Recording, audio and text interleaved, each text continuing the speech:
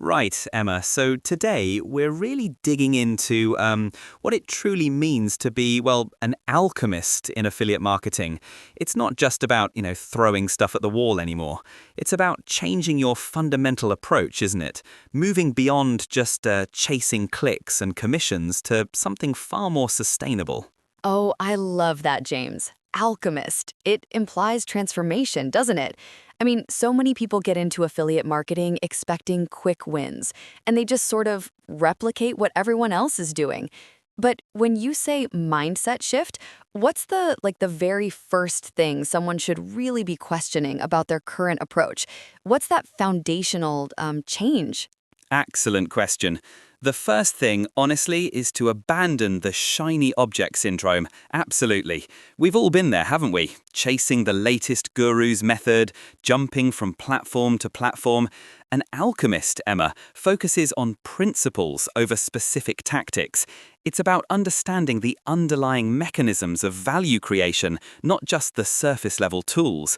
It's a deeper dive into understanding human behavior and real market needs, rather than just what's trending, you know?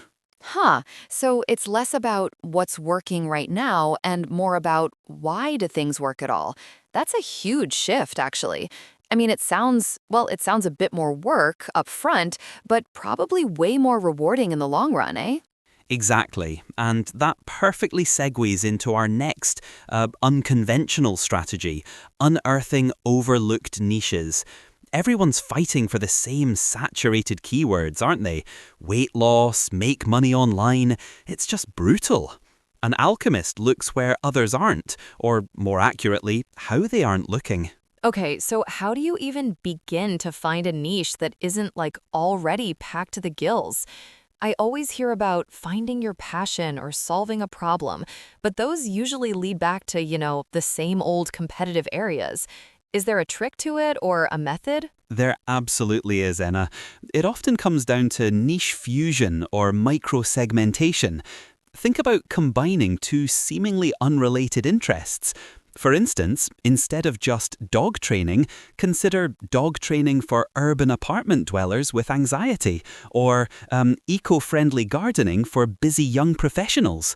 The magic happens in the intersection. You're creating a much more specific problem-solution pairing that has far less competition and, crucially, a highly engaged audience who feel like you're speaking directly to them. You're not just a generalist, you're the solution. Do you know what I mean? Oh, that's smart. So it's like creating a Venn diagram of interests, where the overlap is where the real value is. I can see how that would immediately reduce competition, and people would feel more understood too, which is like a huge part of building trust, right? Absolutely. Trust is everything. Now, once you've found that golden niche, how do you get traffic without just, throwing money at Facebook ads like everyone else? This is where unconventional or guerrilla traffic generation comes in. We're talking about strategies that leverage community, authenticity, and, crucially, aren't easily scalable in an automated copy-paste fashion, which keeps out the masses. Okay, I'm intrigued. So not just ads or basic SEO. What kind of guerrilla tactics are we talking about? Like, what's something that you wouldn't typically hear on a standard marketing podcast? Well, for one, instead of trying to rank for broad keywords, focus on hyper-specific, long-tail forum discussions or Reddit subreddits related to your niche fusion. Become a genuine contributor, offer value, answer questions, and only then subtly introduce your solution. Another one, micro-influencer collaborations, but not just on Instagram. Think about niche-specific podcast guesting or collaborating with a small but highly engaged email list owner in a complementary niche. It's about genuine connection, Emma, not just shouting into the void. It's slower, perhaps, but the quality of traffic is, well, it's exponentially higher. Wow. So it's like being a real human in real online communities instead of just a bot trying to sell something. That makes so much sense. And it sounds sustainable too, because you're building relationships, not just buying eyeballs. That's really clever, actually. Precisely, and that leads us beautifully into conversion psychology. But we're talking advanced stuff here, not just add a clear CTA, that's basic. We're diving into understanding the deeper emotional triggers, the subtle nudges, the narrative arcs that truly compel action. It's about being a storyteller, not just a salesperson. Do you know what I mean? Oh, I love a good story. But how do you apply that to like an affiliate review or a landing page? Are we talking about specific words or more about the overall flow of information? Both, actually. Think about loss aversion, but applied uniquely. Instead of just saying, buy this, frame it as, don't miss out on solving X problem that's costing you Y. Or use social proof, not just as a testimonial, but weave a narrative around how someone else's life was transformed, step by the product.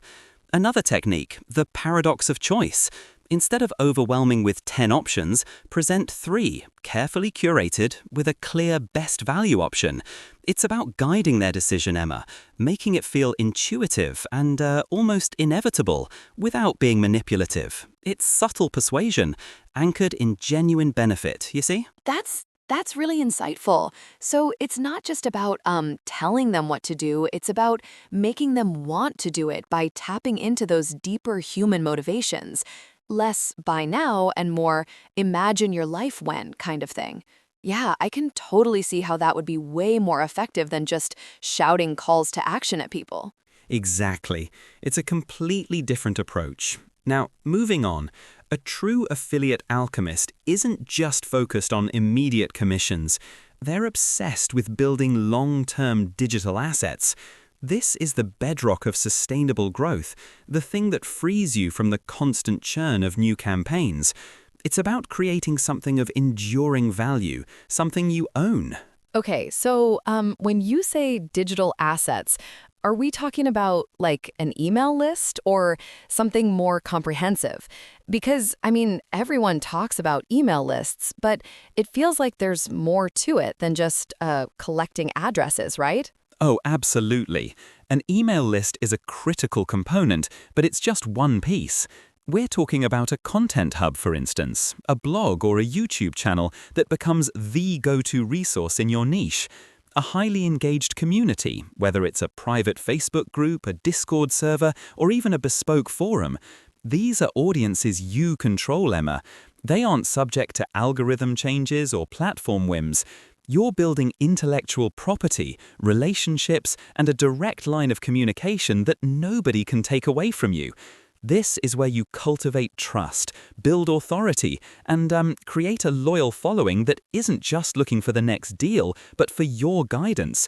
It really, really makes a difference. Wow, so it's like building your own little ecosystem. I get it. Instead of just sending traffic away to someone else's offer, you're creating your own base of operations where you can connect with your audience over and over again. That makes total sense for long-term stability, actually. It's not just about the one-off sale, it's about the ongoing relationship. Precisely. The relationship is paramount, and with that strong foundation of assets and trust, you can then consider ethical scaling.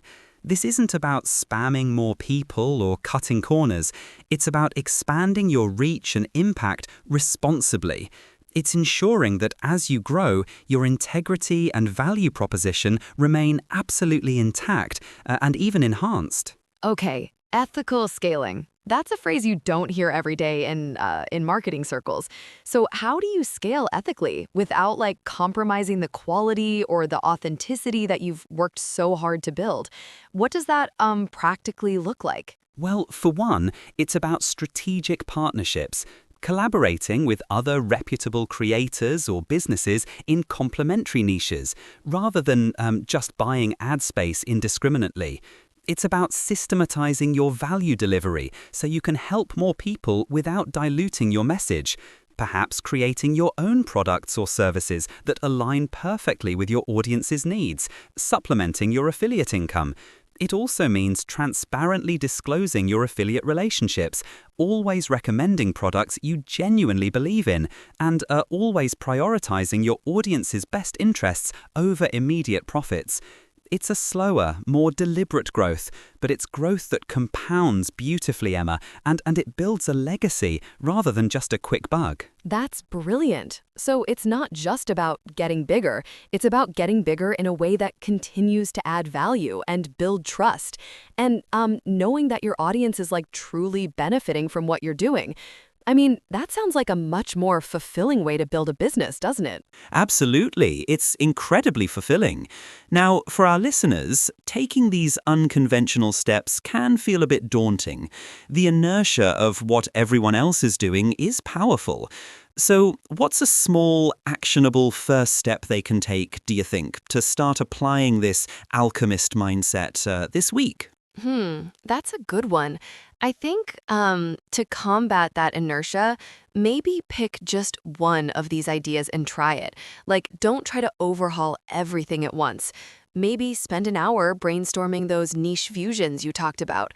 Or instead of scrolling social media, spend that time genuinely engaging in a hyper-specific forum related to your niche without any agenda to sell anything. Just observe, listen, provide value. I think that tiny shift in focus could really open up some new pathways, wouldn't it? Brilliant suggestion, Emma. That's exactly it. Start small, build momentum, and observe. That's key. Pay attention to what genuinely resonates with people, not just what the analytics dashboard says. The thing is, well, the magic often happens in those unexpected places, doesn't it? When you're not trying to force it. It's about listening, really listening to your audience's unspoken needs and adapting. That's the alchemist's true skill. Yeah, exactly. And it's like, once you see that tiny bit of success, that little spark, it makes you want to explore more. It definitely feels less overwhelming than trying to implement a whole new system overnight. Just try one thing. I love that, actually. Absolutely. Now, once you've started this journey, Emma, how do you sustain that unconventional edge? Because the market changes, techniques evolve, and what's unconventional today might be mainstream tomorrow. How does one, well, keep being the alchemist rather than just another chef following a recipe? That's a really important point, James. I think it comes back to that initial mindset shift. It's about cultivating a continuous learning and experimentation mindset. Like, never assume you have all the answers. Always be curious, always be testing. Maybe dedicate a small portion of your time each week to just blue sky thinking, reading outside your niche, exploring new technologies, just seeing what else is out there that could be creatively applied. Precisely. And don't be afraid to fail, do you know what I mean? An alchemist expects a few explosions in the lab before they discover gold. Every failed experiment is simply data, an iteration. It's about being adaptable, agile, and always looking for those unique intersections where true value can be created. It's not a destination, is it? It's a continuous journey of discovery and refinement. That's the real beauty of it, honestly. Yeah, I totally agree. And it actually sounds quite fun, too. Like being a detective, always looking for that next hidden gem or that unique angle. It makes affiliate marketing sound less like a chore and more like a creative adventure. I mean, who wouldn't want that, right? Exactly. A creative adventure.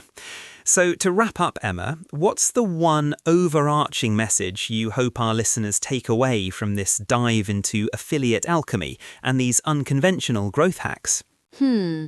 I think it's that true sustainable success in affiliate marketing isn't about doing more of what everyone else is doing.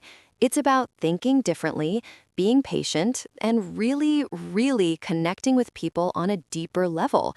It's not just about the numbers.